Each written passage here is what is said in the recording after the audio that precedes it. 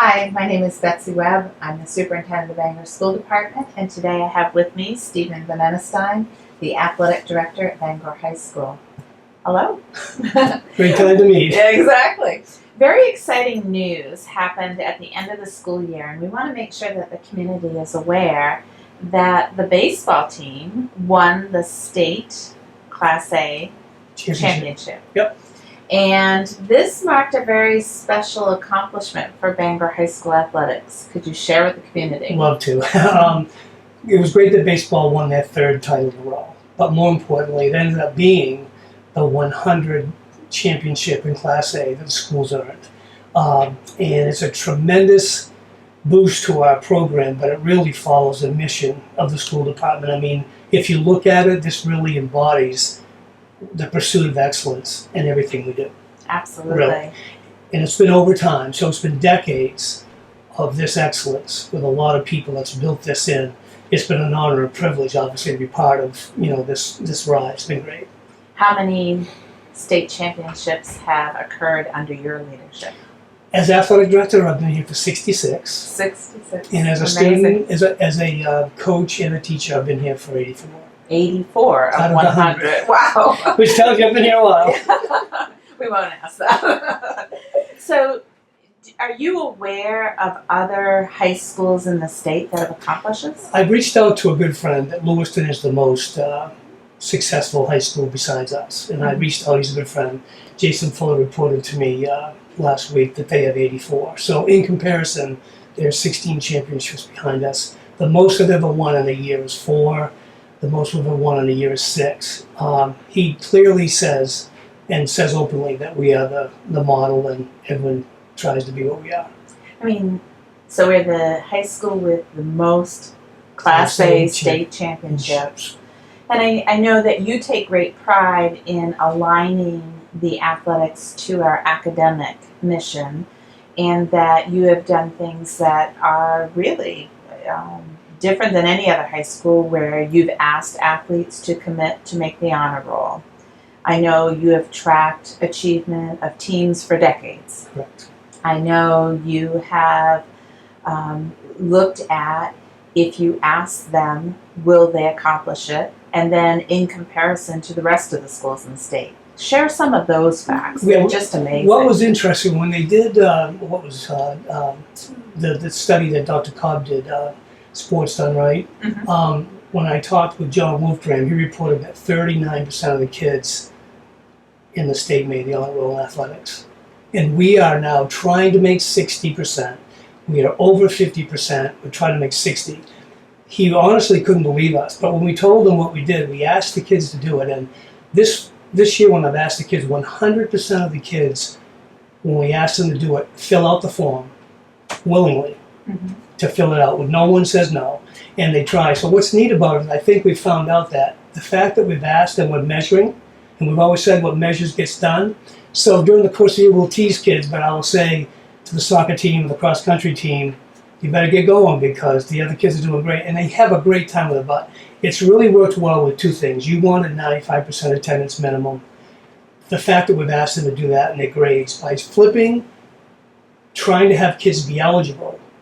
We flipped it and said, would you make the honor roll? Which has taken away our worry of having people ineligible. It's worked out great. Absolutely. I mean, we talk about that all the time. If you focus on a minimum standard, you're going to reduce the overall achievement of the organization. And so You've always said that. It's so true. So if we say at a minimum pass 4 classes and we'll let you play athletics, Right. we turn it right around and say, we want you to make the honor roll. And you know what, many people may not know this, but our standard for the honor roll is much higher than other communities. And we lead the league, the KVAC, every year. I mean, they kind of look at me. I mean, I just take our list of athletes down to the registrar. We submit them, and then we get told who makes the honor roll. I mean, makes all conference academically. And we've consistently led the league in that category to the point where sometimes they look at us, and I have to be honest and say, look, I don't compute the grades. They're being told me by the registrar. So we've had tremendous. I've got to say, the thing that probably impressed me the most about Bangor, and I chose and lived here and came here as a student, we have some great families that really want to give more than they take. Mm-hmm. We've got some great kids that have been champions, but then they go on to do things in life, as you know, great families. They come back to give. Most of our staff, Betsy, we've had 4 people make Coaching Hall of Fame. 3 of them were students here, came back. Roddy McDonald, Phil Emery, Bob Kelly, all played here, came back and coached, and ended up being Hall of Fame coaches. So what I love about it is there is something special. I know Mr. Butler says it all the time, but being part of this has been special. It's a great place to be. Mm-hmm. You know, you are right, and I think that all the research about that if you have stronger students, they perform better on a team. And I think that sometimes communities feel that athletes get breaks. What would you say about that here? Well, honestly, again, pride in being competitive. We've always asked more of our kids. As leaders in the school, they've been great. Students. So I would say they would tell you across the board, we've really been fair but firm. And we hold our standard high. And I'll be honest with you, we've had championships that we didn't win that we had to take kids off because of things that have happened, grade-wise or whatever, and we would not lower the standard to try to win. So, and Coach Fahey's a good example of that. He's been tremendous. So for him to win the 100th, and with his character and all the things that he's done, it's a good example of we're going to do it right, and while we're doing it right, we hope to win, and we have. But I would say to answer your question, there has been no breaks given, and I try hard to do this though. We work hard prior to the problem to help kids not have that problem. So if it's grades, it's not coming to playoff time fixing it, it's fixing it all quarter. Right. Which, again, is a different way to look at it. We're not waiting to hope we get everyone eligible. We are looking at it every 2 weeks throughout the quarter. Right. Yeah, I don't know if people understand that. And really, these things that you're talking about, we do whether you're on an athletic team or whether you're on the music, the debate or the band Speech. or the orchestra. You know, I was just reading the Bangor Metro and seeing the great success highlighted of Bangor High School music students at the Heritage Festival. Correct. Well, those are the same expectations for someone that's on athletics, and look at the great things that happen. Right. No And matter you've done a good job with that. I think the thing is we're not special or different. I think the expectations for our program, athletics, is no different than STEM or anything else. There's excellence, there's effort, accountability, and you need to be able to do your job. And I think we all know that. So we don't feel we're just a part, an add-on. We're part of the program, and we try we share the same kids. So really what's neat is now our student athletes, there's no separation. If we win in soccer or in speech or in debate or the science awards, I mean, what's neat about this community and inside this building is that the kids really buy into the fact that you may win something that I'm not in, but it's really appreciated. Mm-hmm.